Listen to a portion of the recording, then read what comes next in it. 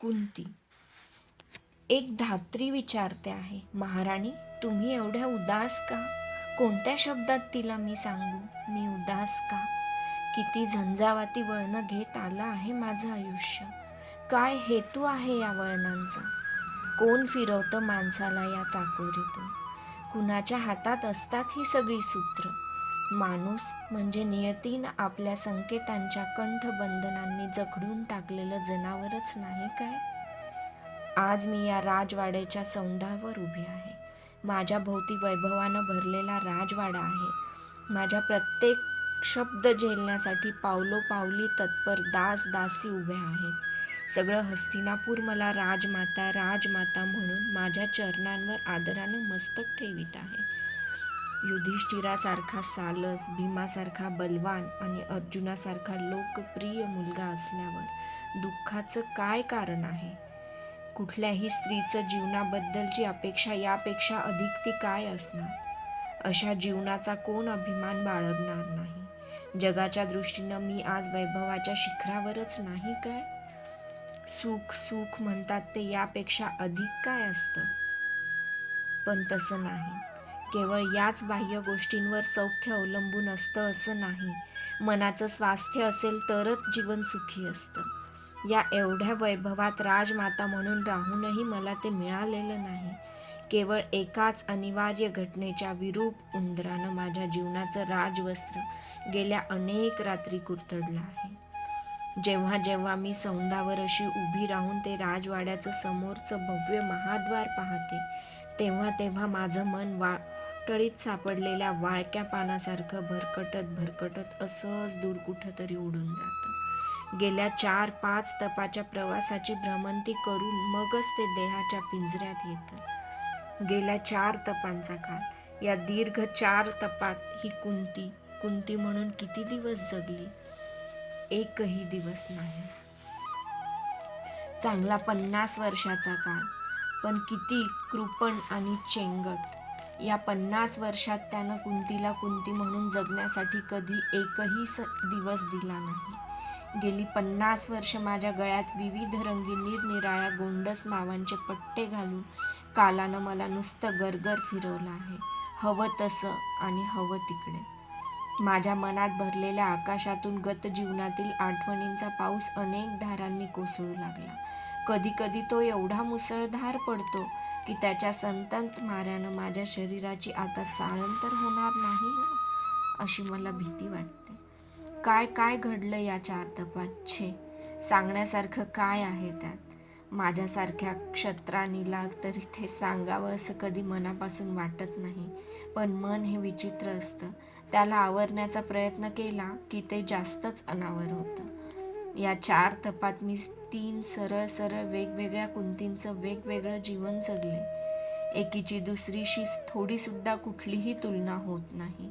एकीचं दुसरीशी थोडंसुद्धा साम्य नाही. या 3 कुंती भिन्न आहेत. कधी कधी त्या एकमेकांकडे टक लावून पाहतात. अनोळख्यासारखं एकमेकींना विचारतात, तू कोण? तू कोण? तू ग कोण? या सौंधावर उभं राहिलं की दूरवर गंगा दिसते. तिचं ते वळणदार पात्र पाहिलं की मला मथुरेची आठवण येते. माझ्या बालपणाची आठवण येते. तिथं यमुनेकाठी मथुरेत माझं बालपण गेलं. हो, अक्षरशः गेलंच. तोंडातून एकदा बाहेर पडलेल्या शब्दासारखं ते कधीच परतून माझ्याकडं आलं नाही. त्याच्या स्मृती मात्र अजूनही माझ्या मनावर आहेत, तशाच कोरलेल्या. बालपण म्हणजे गोल मोहक गिरक्या. बालपण म्हणजे उंच उंच लाटा. बालपण म्हणजे स्फटिकासारखे शुभ्र धवल रंग. तिथं खोट्या प्रतिष्ठेचे मुखवटे नसतात. तिथं एकमेकांना पाण्यात पाहणारी असूया नसते. भावी आयुष्याचं वाळवंट तुडविताना घायाळ होऊ पाहणाऱ्या जीवासाठी पूर्व तरतूद म्हणून निसर्गानं निर्माण केलेला शीतल पाण्याचा तो एक चषक असतो. आजही मला माझं मथुरेतलं ते बालपण आठवलं की वाटतं कशाला मी मोठी झाले. कशाला महाराज शत्रुघ्नाच्या या पुण्यपावन नगराबाहेर पडले. मथुरेतल्या त्या राजवाड्यासमोरच्या उद्यानातल्या फुलपाखरामागं धावणारी पृथा, यमुनेतल्या पाण्याशी खेळणारी पृथा, सूर्यदेवांना अर्पण करण्यासाठी बकुल फुलांची माला गुंफणारी पृथा. किती निरामय आणि निरागस होती ती पृथा.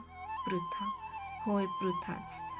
लहानपणी मी मथुरेत पृथा म्हणून वाढले, माझ्या प्रेमळ पित्याच्या मथुरेत. राजा शूरसेन यांच्या मायेच्या सावलीत कष्टाचा किंवा दुःखाचा कधी एक प्रसंगही मजवर आला नाही. नावाप्रमाणे ते शूर होतं. बाहुबलानं आणि मनाच्या गंभीर निर्धारानं यदुवंशाचं भूषण होतं ते. मला त्याचा नेहमीच अभिमान वाटतो. त्याच्या स्मृतीनं राजवाड्याच्या तटासारखी त्यांची भव्य मूर्ती डोळ्यासमोर उभी राहते. त्यांनी माझा कोणता हट्ट पुरविला नव्हता. एकदा तर मला स्पष्ट आठवतं, मी त्यांच्याजवळ मला एक धनुष्य द्या असा विचित्र आग्रह धरला. त्यांना आश्चर्य वाटलं. ते म्हणाले, मुलीला धनुष्य काय कामाचे पृथे? मुलींनी फुलं मागावीत, सोन्याचे अलंकार मागावेत, पण त्यांचं मी काहीच ऐकून घेतलं नाही. शेवटी त्यांनी निरुपायानं मला एक धनुष्य आणून दिलं. आकाशातल्या लुकलुकणाऱ्या तारका जरी त्यावेळी कुणी माझ्या हातात सागरगोटे म्हणून ठेवल्या असत्या, तरीसुद्धा मी माझ्या हातातील ते धनुष्य त्यांना दिलं नसतं. ते हातात पडताच मी उड्या मारीतच राजवाड्यासमोरच्या उद्यानात गेले. कितीतरी वेळ मग मी या झाडावर त्या झाडावर असे उगीच बाण सोडीत बसले होते. पण बकुळीच्या झाडावर बसलेला एक पत्ररथ पक्षीने मला सारखी सतावीत होती. ती एकसारखी ओरडत होती. त्यामुळं माझं लक्ष तिच्या ओरडण्याकडे जात होतं. बाण नीटपणे सुटत नव्हते. मला तिचा अतिशय राग आला होता. माझ्या मनात एक मजेदार विचार त्यावेळी चमकून गेला. अचूकपणे मला जर हवा तसा बाण सोडता आला असता, तर एक बाण त्या पत्ररथ पक्षिणीच्या चोचीत मारून मी तिचं ओरडणं बंद केलं असतं. एके दिवशी संध्याकाळी नेहमीप्रमाणे मी वाड्यासमोरच्या उद्यानात खेळत होते. चंद्रिका नावाची एक दासी जवळच पूजेसाठी लागणारी निवडक फुलं खुडत होती. आपले रंगीबिरंगी इवलेसे पंख फडफडवीत मन मानेल त्याच्या मोहक गिरक्या घेणाऱ्या एका फुलपाखरामागं मी हात उंचावून धावत होते. इतक्यात चंद्रिकेनं एकदम मला हाक मारली. किती मोठ्यानं ओरडली होती ती. राजकुमारी, अहो लवकर या इकडे, काय गंमत आहे पहा तरी जरा. मी फुलपाखरा मागचं धावणं तसंच सोडलं आणि तिच्याकडे धावले. एका विशाल अशोकाच्या झाडाखाली ओंजळीत काहीतरी जपून धरून मी येण्याची ती आतुरतेने वाट पाहत होती. मी उड्या मारीतच तिच्याजवळ गेले. तिच्या हातात कोणती गंमत होती ते पाहण्याची मला अतिशय घाई झाली होती. मी जवळ जाताच लगबगीनं तिनं आपली ओंजळ माझ्या पुढं केली आणि हळुवारपणे बोटं उघडली. काय होतं तिच्या हातात? एक चंडोल पक्षाचं नुकतंच जन्मलेलं पिल्लू होतं. आपली इवलीशी लालसर नाजूक चोच वासून ते कुणाला तरी आपल्या मदतीसाठी बोलवीत होतं. त्याचे इवलेसे डोळे भेदरलेले होते. डोळ्यांवरचं गुलाबी कातडं ते मध्येच आपल्या डोळ्यांवर ओढून घेत होतं. थरथरणारी मान वारंवार वर करून कुणाची तरी वाट पाहत होतं. त्याच्या सगळ्या हालचालीत कमालीचं कारुण्य होतं. मी चंद्रिकेला विचारलं, कुठून आणलंस हे? किती दृष्ट आहेस ग तू? याची आई याला शोधून शेवटी दमून जाईल. मला ही असली गंमत मुळीच आवडत नाही. जा सोडून ये त्याला. माझा तो अचानक अवतार पाहून तिचा सगळा उत्साह क्षणात मावळला. ती घाबरली. चाचरत तिनं खुलासा केला, मी मुद्दामून नाही आणलं ते राजकुमारी. या हिरवळीवर ते आपलंच पडलेलं होतं. या अशोकावरच त्याचं घरटं असावं. मी पानांच्या गर्दीतून त्याचं घरटं दिसतं का ते पाहू लागले, पण घरट्याचा काही पत्ता नव्हता. काय करावं ते मला सुचेना. ते पिल्लू तर एकसारखं आपली मान उंचावत होतं. मला एकदम तातांची आठवण झाली. झरकन मी उठले आणि वाड्याकडे धूम ठोकली. वाड्याच्या 3 पायदंड्या त्यावेळी एकदम ओलांडल्याचं मला अजूनही स्पष्टपणे आठवतं. बाबा नुकतेच भोजनपूर नगरीहून आले होते. अंगावरची वस्त्रसुद्धा त्यांनी बदललेली नव्हती. त्यांच्या शेजारीच कोणीतरी पाहुणे उभे होते. ते माझ्याकडे टक लावून पाहू लागले. त्यांना बघितल्यावर माझा उत्साह जरा मावळला, पण त्यांनीच मला काहीतरी सांगायचं आहे हे अचूक ओळखलं.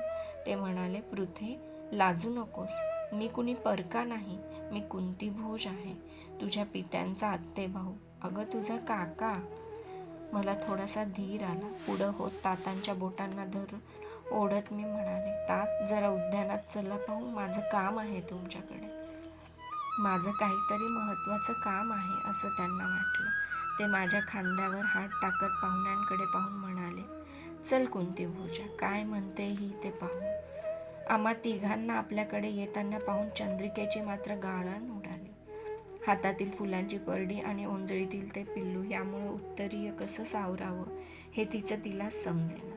ती अपराध्यासारखी मान खाली घालून तशीच गप्प उभी राहिली. आम्ही त्या अशोकाखाली आलो. मी चंद्रिकेच्या हातातील ते पिल्लू माझ्या हातात घेतलं. त्याचा तो उबदार स्पर्श अजूनही माझ्या लक्षात आहे.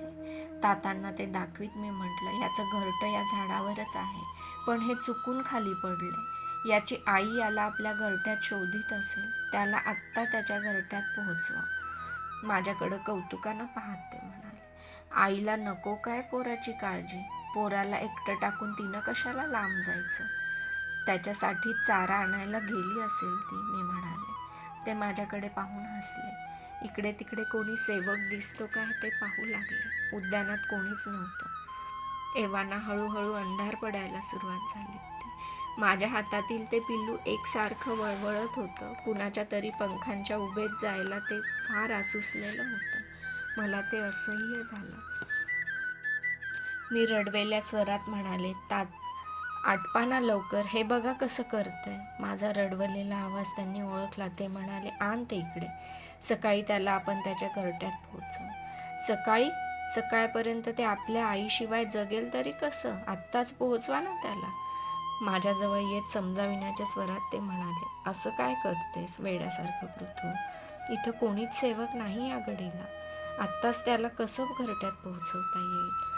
तू तुझ्या मऊ शय्यत ठेव आजची रात्र त्याला. दाणा पाणी घाल. सकाळी आपण त्याला त्याच्या घरट्यात घालवू. हां, तुम्ही इथं असताना सेवक कशाला पाहिजेतात? याला जर आत्ताच्या आत्ता घरी पोहोचवलं नाही तर मग मीही वाड्यावर येणार नाही. याला घेऊन अशीच या अशोकाखाली बसेन रात्रभर. तात कुंती भोजांना म्हणाले, कसं समजवायचं ना या पोरीला? फारच हट्टी आहे. ते म्हणाले, शूरसेना, तू मथुरेचा राजा असलास तरी याचं या निरागस पोरीला काय? ती तुझ्या पुढं असाच हट्ट धरणार. माझ्याजवळ येत ते म्हणाले, आण मुली ते पिल्लू, मी पोहोचवितो त्याला त्याच्या आईकडे. मग तर चालेल. ते माझ्या हातातील पिल्लू घेऊ लागले. एवढ्यात बाबा पुढे झाले. माझ्या हातातून ते पिल्लू हळुवारपणे आपल्या हातात घेत म्हणाले, कुंती भोजा, तू अभ्यागत म्हणून आला आहेस. इथं मी असताना तू या झाडावर चढणार की काय? मग मला मथुरेचा राजा कोण म्हणेल? पृथूचा पिता कोण म्हणेल? तातांनी उत्तरीय आणि चढाव काढून हिरवळीवर ठेवलं. झपाझप पावलं उचलीत ते अशोकाच्या बुंध्याजवळ गेले. खारोटीसारखे ते वर चढले. थोड्या अवकाशानं ते वरून ओरडले, सापडलं ग पोरी घरटं, सापडलं. पिल्लू घरट्यात ठेवून ते खाली उतरू लागले. मी आनंदानं खाली टाळ्या पिटू लागले. त्या दिवशी किती अभिमान वाटला मला माझ्या पित्याचा. तातांनी सांगितलेला कोणताच शब्द कधीही मोडायचा नाही असा निर्धार मी करून टाकला. शेवटी अगदी खाली येताच त्यांनी पटकन उडी मारली. तशी माझ्या मनातही शंकेच्या एका बेंडकुळीनं उडी मारली. पुढं होत मी त्यांचा हात धरून त्यांना लगबगीनं विचारलं, पण तात, ते त्याच पिल्ल्याचं घरटं होतं ना? माझ्या खांद्यावर हात ठेवीत ते म्हणाले, वेडे, एवढंही समजत नाही होय मला? त्या घरट्यात तसलीच आणखी 5 पिल्लं होती की. धुसर संध्या प्रकाशात आम्ही परत राजवाड्यात आलो. शूरसेन, मोठी गोड आहे मुलगी तुझी. भोजपूर नगरहून अभ्यागत म्हणून आलेले महाराज कुंतीभोज माझ्या मस्तकावरून ममतेनं हात फिरवीत बाबांना म्हणाले. त्या रात्री स्वप्नात मला ते पिल्लूच एकसारखं दिसत होतं. दुसऱ्या दिवशी तात आणि महाराज कुंतीभोज परत भोजपूर नगरीला जाण्यासाठी रथात बसले. येताना नीलकमला आणा असं तातांना सांगण्यासाठी मी गेले तेव्हा ते म्हणाले, चल पृथे, तुलाही भोजपूरला जायचं आहे. मी आश्चर्यानं त्यांच्याकडे पाहू लागले, कारण मथुरा सोडून मी कुठंच आणि कधीही बाहेर गेले नव्हते. आजच पहिल्या प्रथम तात मला आपल्याबरोबर ये म्हणत होते. भोजपूर नगरी कसली आणि कुठं आहे ते मला माहीत सुद्धा नव्हतं. मी गोंधळून तशीच उभी राहिले. तात कधी नाही ते जरा दरडावूनच म्हणाले, पृथे, ऐकू आलं की नाही? चल लवकर. खाली मान घालून मी मुकाटपणे रथात चढले. मला आईला भेटायला सुद्धा मिळालं नाही. मी जाणार होते आईला विचारायला, पण तातांनी मला अडवलं. काय म्हणेल आई मी परत आल्यानंतर? मी मनोमन म्हणाले, मारीशा माते, मला क्षमा कर. मी तुझ्या दर्शनाशिवाय, आज्ञेशिवाय या राजवाड्याबाहेर पडते आहे. मथुरेबाहेर जाते आहे. यमुनेला सोडते आहे. उद्यानात फुलझाडांना पाणी पाजणाऱ्या चंद्रिकेनं मला हात उंचावून निरोप दिला. राजकुमारी, कुठं चाललात असं तिला विचारायचं होतं, पण ती दासी होती, आपल्या महाराजांसमोर येऊ शकणार नव्हती. 10 दिवसानंतर आम्ही भोजपूरला आलो. ती वेळ संध्याकाळची होती. नगर तसं छोटंसं पण टुमदार होतं. मला ते आवडलं. मला वाटलं होतं की राजवाड्याच्या महाद्वारात तिथं राजस्त्रिया असत, ओवाळून स्वागत करतील. कारण मथुरेत आमची तशी प्रथा होती, पण भोजपुरात एका साध्या दासीनंच आम्हाला ओवाळलं. मला ते थोडंसं विचित्र वाटलं. आम्ही महाद्वारातून आत प्रवेश केला. राजवाड्यासमोरची प्रशस्त भव्य मोकळी जागा आवडली. केवळ एका कोपऱ्यात एक छोटंसं उद्यान. बाकीची सगळी जागा मोकळी होती. वाडाही छान होता. त्याचं तोंड पूर्वेकडे होतं. मोकळी जागा म्हणजे सैन्याच्या संचलनासाठी ठेवली होती. 8 दिवस भोजपूर नगरात केव्हाच गेले. माझं मन परत मथुरेकडे ओढ घेऊ लागलं. मारीशा मातेची वारंवार आठवण होऊ लागली. 9व्या दिवशी मथुरेला परत जाण्यासाठी बाबांनी रथ तयार ठेवायला सांगितला. माझं मन मथुरेच्या आठवणीत काढू लागलं. आता आपण परत मथुरेला जायचं म्हणून मी हुरळून गेले होते. पण त्यानंतर पुन्हा मी कधीच मथुरेला गेले नाही. इच्छा असून सुद्धा ते मला कधीच शक्य झालं नाही. त्या दिवशी रथात बसण्यापूर्वी बाबांनी मला जवळ बोलावलं. महाराज कुंतीभोज तिथंच होते. त्यांच्याकडे बोट दाखवून ते म्हणाले, पृथ्वी, आता तुला इथंच राहायचं आहे. हेच तुझे माता आणि पिता. मला त्यांच्या बोलण्याचा अर्थ नीटसा समजला नाही. भयान अरण्यात एखाद्या लहान मुलाला तो झोपेत असताना कोणीतरी नेऊन सोडलं तर त्याला जसं वाटेल तसं मला वाटू लागलं. इथं माझी कुणाशी ओळख नव्हती. या भोजपुरात उभं राहून मथुरा कुणीकडे आहे असं जर कुणी मला विचारलं असतं तर ते सुद्धा मला नीटपणानं दाखविता आलं नसतं. आणि तात तर सरळ म्हणत होते, तुला इथंच राहायचं आहे. माझी ते चेष्टा तर करत नाहीत ना. माझं बालमन क्षणात भीती आणि शंका यांनी घुसमटून गेलं. मी इथं का राहायचं? मी त्यांना आवडत नसेल तर त्यांनी मला मथुरेत नेऊन कुठंही सोडावं, मी तिथं राहीन. पण इथं या नगरात मी एकटी कशी राहणार? वडील माणसंसुद्धा कधी कधी इतकी निर्दयी होतात की काय? माझ्यासाठी धनुष्य आणणारे, मला पृथू पृथू म्हणून प्रेमाने नेहमी जवळ घेणारे, माझ्या शब्दासाठी खारोटीसारख्या झाडावर चढणारे, त्यात फसवे आणि खोटे होते की काय? की मी हट्टी आहे म्हणून मला अद्दल घडविण्यासाठी त्यांनी हा जगावेगळा कठोर मार्ग स्वीकारला होता. मी कळवळून त्यांना विचारलं, का तात? मी इथं का राहायचं? कशासाठी? मी तुम्हाला आवडत का नाही? तसं असेल तर मला मथुरेत नेऊन कुठेही सोडा, मी कधी कधी पुन्हा हट्ट धरणार नाही. तसं नाही पृथू, तू मला आवडतेस ग, पण या कुंती भोजाला, माझ्या आते भावाला मी वचन दिलं आहे. त्यांचा आवाज घोगरा झाला होता. माझा खांदा थोपटीत ते बोलत होते. त्यांचा कंठ दाटलेला मी आज प्रथमच पाहत होते. शंका कुशंकांनी माझं बालपण घायाळ झालं. आता काय काय ऐकावं लागणार? वचन? कसलं वचन? कुणाला दिलं आहे तातांनी वचन? कशाबद्दल दिलं आहे? आणि वचन म्हणजे तरी काय? मी गोंधळून विचारलं, कसलं वचन? ऐक, घोगऱ्या स्वरात ते म्हणाले. 12 वर्षापूर्वी एकदा मी आणि कुंती भोज या भोजपूर जवळ अरण्यात मृगईसाठी गेलो होतो. त्या दिवशी निषाद पर्वताच्या अरण्यात आम्ही पुष्कळ भटकलो, पण मृगयेसाठी काहीच मिळालं नाही. दमून भागून शेवटी तसेच परत यायला निघालो. नगराबाहेरच्या अश्व नदीवर पाणी पिऊन तिच्या काठावरच्या गर्द आणि डेरेदार अशा विशाल शाल वृक्षाखाली आम्ही विश्रांतीसाठी बसलो. त्या दिवशी कुंतीभोज फारच नाराज होता. मला वाटलं तो मृगया झाली नाही म्हणून नाराज असेल. म्हणून मी त्याला म्हणालोही, कुंतीभोजा, तू नाराज का? तो माझ्याकडे नुसता पाहतच राहिला. त्याच्या हातात हात घेऊन मी त्याला आस्थेनं विचारलं, राजा, बोल. बोलण्यानंच मनाची दुःख हलकी होतात. तो म्हणाला, शूरसेना, आज आपण मृगयेसाठी बाहेर पडलो, पण माणूस म्हणजेच दैवाची मृगया नाही का? मला तरी माझ्या निपुत्रिक जीवनाचा उबक आला आहे. मुलाशिवाय संपत्ती म्हणजे सूर्याशिवाय आकाश. हे भोजांचं संपन्न राज्य सेनापतीच्या स्वाधीन करून दूर हिमालयात निघून जावं असं वाटतं मला.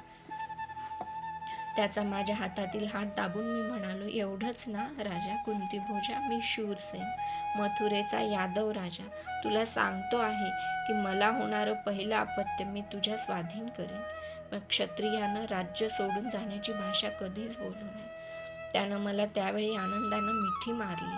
आम्ही अश्वनदीवरून नगरात आलो. थोडं दिवस त्यावेळी त्या नगरात राहून मी मथुरेला गेलो. त्याच वर्षी तुझा जन्म झाला पृथे. तोच हा माझा आत्तेभाऊ आणि राजा कुंतीभोज. मुली, मला माझा शब्द पाळला पाहिजे. तुला तुझा धर्म पाळला पाहिजे. मी माझ्या किलकिल्या डोळ्यांनी त्या दोघांकडे पाहत होते. मला त्यांच्या बोलण्यात वचन हा शब्द कुठंच ऐकू आला नाही. म्हणून मी विचारलं, वचन म्हणजे काय तात? झरकन वळत ते म्हणाले, वचन म्हणजे दिलेला शब्द पाळणं.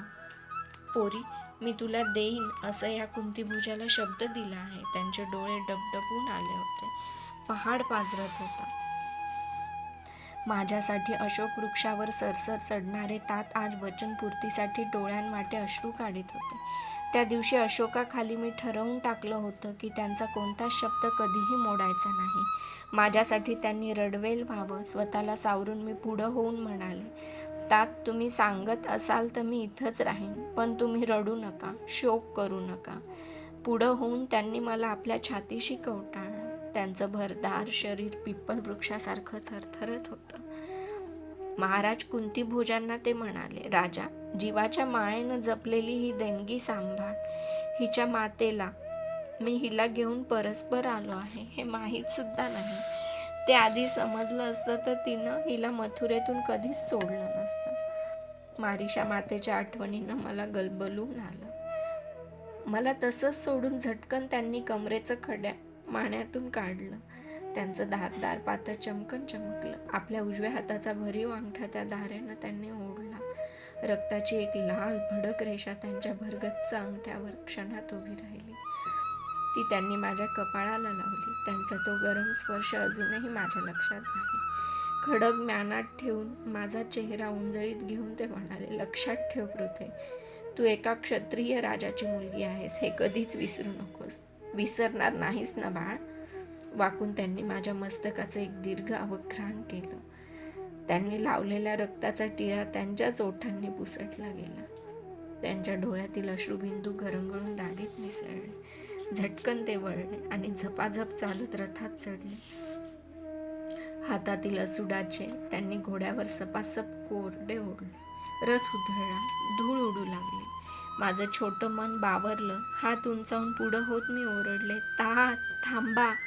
महाराज कुंतीभोजांना पुढं होत मला आवरलं. ते म्हणाले, मुली, क्षत्रिय एकदा निघाले की कधीच मान फिरवून मागं वळून बघत नसतात. मी खाली मान घालून म्हणाले, मला बरोबर न्यावं म्हणून काही मी त्यांना थांबवत नव्हते. माझ्या आईसाठी माझी ही आठवण तरी त्यांच्या बरोबर दिली असती. मी आईला भेटले सुद्धा नव्हते. हातातील अंगठी मी त्यांच्यासमोर धरली. ती पाहतच ते गप्प बसले. थोड्या वेळानंतर म्हणाले, आण मुली ती अंगठी, मी ती पोहोचती करतो. नुसती अंगठीच नाही तर तुलाही. राजा शूरसेनानं आपलं वचन पुरं केलं आहे, पण त्यानं आज माझी परीक्षा घ्यायचं ठरविलं आहे. मीही त्याला दाखवून देईल की भोजपूरचा कुंतीभोज काही एवढा निर्दय नाही. त्यांचे डोळे वेगळ्याच तेजानं चमकू लागले. त्यांनी टाळी वाजविताच एक सेवक समोर आला. आता ते मला घेऊन दुसऱ्या रथातून तातांना गाठणार होते. मला क्षणात काय झालं कुणास ठाऊक. खांद्यावरचं उत्तरीय मी डोक्यावर घेतलं आणि पुढं होऊन त्यांना वाकून नमस्कार करीत म्हणाले, आपली मानसकन्या पृथा आपल्याला वंदन करत आहे तात. त्यांनी झटकन मला वर उठविलं. माझ्याकडे पाहत ते भरल्या आवाजात म्हणाले, धन्य आहे तो राजा शूरसेन, ज्यानं तुझ्यासारख्या निग्रही कन्येला जन्म दिला. पण तुझं मन इथं कधीच रमणार नाही पोरी. मला मूल नाही, पण मुलांची मनं मला कळतात. इंद्रधनुष्याचे रंग जाणायला काही आकाश व्हावं लागत नाही मुली. नाही तात, हेच आता माझं जन्मग्राम आणि हीच आता माझी मथुरा. मी धाडसानं बोलले. कोण माझ्या तोंडून धैर्यानं बोलवत होतं देव जाणे, पण ती फुलपाखरामागं धावणारी पृथा नक्कीच नव्हती. धनुष्यानं खेळणारी पृथा नक्कीच नव्हती. भले मुली क्षत्रियानं मोडावं, पण मिटू कधीच नाही. शूरसेनाची कन्या शोभतेस खरी, पण तू इथं राहू नयेस. कारण कारण काय? कारण या राजवाड्यात एकही राजस्त्री नाही. सगळ्या वाड्याची जबाबदारी तुझ्यावरच पडेल. तुझ्यासारख्या अल्लड पोरीला या कोवळ्या वयात ती कधीच झेपणार नाही. मी ती पार पाडेन. आजपासून हा राजवाडा माझा आहे, इथली माणसं माझी आहेत. तरीही मला तुम्ही पृथा म्हणून हाक मारली की तू अस्वस्थ होशील. तुला मथुरेची नेहमीच आठवण होईल. या भरल्या वाड्यात एकांती तू सदैव दुःखी राहशील, म्हणून मी ठरविलं आहे की. काहीतरी ते बोलणार होते, पण त्यांनी ते कटाक्षानं टाळलं. काय ठरविलं होतं आपण? मी कुतूहलानं विचारलं. तुला पृथा न म्हणता परत ते थांबले. कुंती म्हणणार होतो मी माझ्या नावावरून, पण तुला ते कदाचित आवडणार नाही. जा तू आत. मी झटकन पुढं होत वाकून त्यांना वंदन करून म्हणाले, आपली कन्या कुंती आपणाला वंदन करते आहे तात.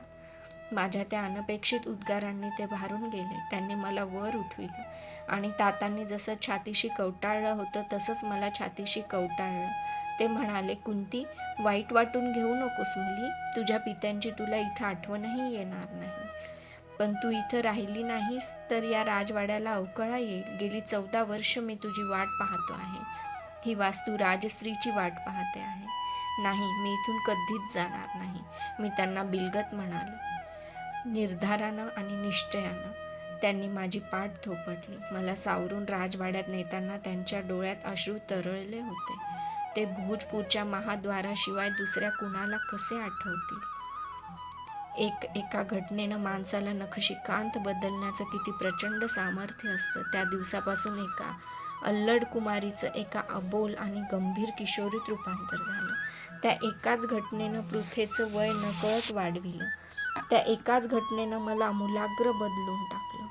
ज्या वयात बालिश हट्ट धरावेत, अगदी त्याच वयात माझ्यावर भोजांच्या सगळ्या वाड्याची जबाबदारी पडली. आपल्या मुलीचं काय झालं आहे हे पाहण्यासाठी पित्यानं मानसुद्धा फिरवली नव्हती. एखाद्या शेळीसारखं भोजपुरात आपल्या मुलीला वचनाच्या खुंटाळीला बांधून ते निघून गेले होते. मीही त्यांचीच मुलगी होते.